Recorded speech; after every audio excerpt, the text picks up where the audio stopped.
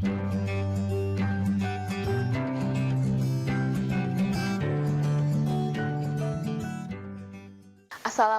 warahmatullahi wabarakatuh. Bertemu kembali dengan saya, Reza Rezdiana, dalam pembelajaran IPA kelas 8. Nah, materi kita kali ini adalah mengenai pesawat sederhana. Nah, sebelum kita membahas mengenai pesawat sederhana, alangkah baiknya kita harus paham dulu mengenai konsep atau teori usaha. Nah, usaha adalah gaya yang dilakukan untuk memindahkan benda sejauh perpindahannya. Usaha terjadi ketika energi dipindahkan dari suatu sistem ke sistem yang lain. Misalnya, jika suatu benda diberi suatu gaya F, maka benda itu bisa berpindah posisi dari posisi awal ke posisi akhir. Kemudian, untuk rumus usaha. Untuk menghitung usaha dapat digunakan dengan rumus W sama dengan F dikali S, di mana W menyatakan usaha dengan satuan Joule, F adalah gaya dengan satuan Newton, dan S adalah perpindahan dengan satuan meter. Nah, kemudian kita masuk ke konsep pesawat sederhana. Pesawat sederhana adalah suatu alat yang dapat digunakan untuk mempermudah usaha. Jadi, prinsip pesawat sederhana yaitu mempermudah kerja. Nah, keuntungan pada pesawat sederhana disebut keuntungan mekanik atau disebut dengan KM. Nah, salah satu pesawat sederhana yang pertama jenisnya adalah dari tuas dan pengungkit. Nah, dalam kehidupan sehari-hari, orang menggunakan pesawat sederhana untuk mempermudah melakukan usaha. Nah, misalnya pada saat ingin memindahkan sebuah batu. Nah, cara memindahkan batu dengan meletakkan tumpuan pada alat tersebut di antara batu dan gaya kuasa. Nah, dalam peristiwa ini sudah menerapkan prinsip tuas dan pengungkit. Kemudian, contoh-contoh lain atau alat-alat dari kehidupan sehari-hari yang menggunakan prinsip tuas pengungkit adalah misalnya ada gunting, gerobak, penjepit roti, tang, sekup, jungkat jangkit, palu, dan pinset. Nah, kemudian hubungan titik tumpu, beban, dan kuasa. Hubungan titik tumpu, beban, dan kuasa dapat ditulis dalam rumus W dikali LB sama dengan F dikali LK. Dengan keterangan, W adalah berat benda dengan satuan Newton, LB adalah lengan beban, F adalah gaya kuasa, dan LK adalah lengan kuasa. Nah, pesawat sederhana yang kedua adalah bidang miring. Kemajuan teknologi untuk merancang ruangan membuat orang membangun gedung-gedung yang bertingkat. Nah, bagaimana caranya dilakukan agar bisa naik ke lantai atas? Salah satunya adalah menggunakan tangga. Nah, tangga adalah merupakan salah satu contoh dari penerapan prinsip bidang miring. Nah, energi potensial adalah energi yang dimiliki oleh suatu benda karena kedudukannya.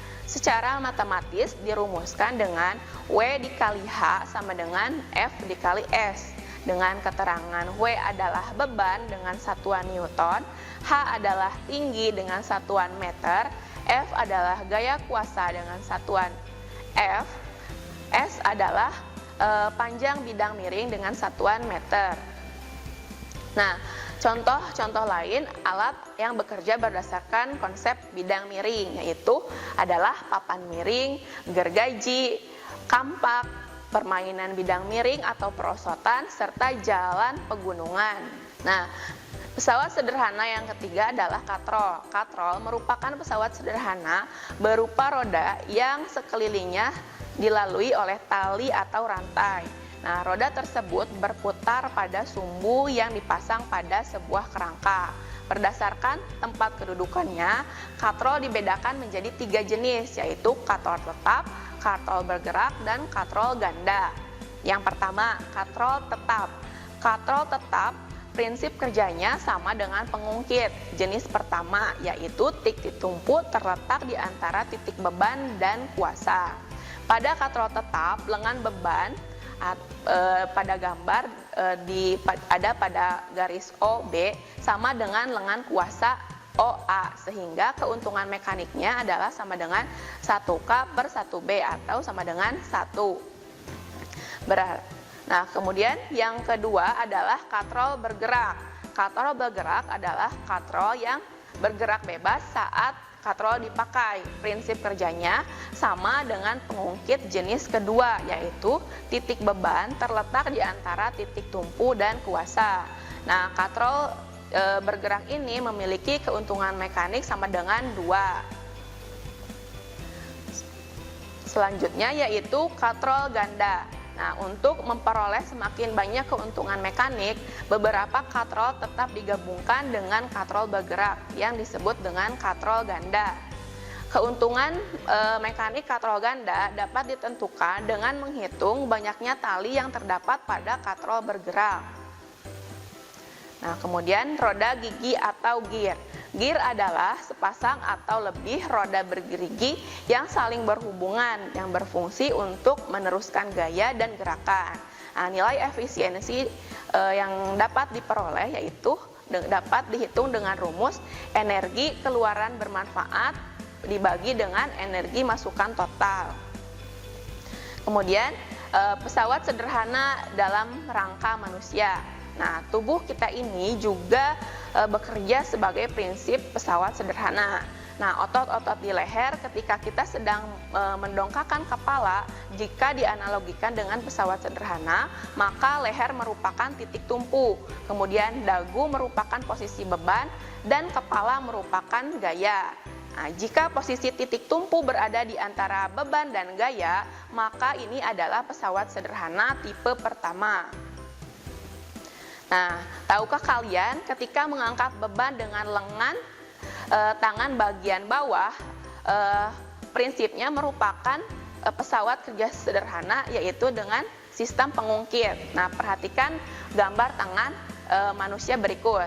Nah, titik beban berada di telapak tangan, kemudian titik kuasa ada di bagian lengan, dan titik tumpu berada di bagian sikut. Nah, demikianlah penjelasan mengenai pesawat sederhana. Terima kasih atas perhatiannya. Wassalamualaikum warahmatullahi wabarakatuh. Kunjungi sosial media lainnya seperti website kami di pkbmalkata.com, Facebook PKB Malkata Mananjaya, Instagram PKB Malkata _official. Dan terima kasih telah klik video ini. Jangan lupa like, comment, share, and subscribe untuk menunjukkan dukungan kamu terhadap channel ini. Enjoy the video, PKB Malkata.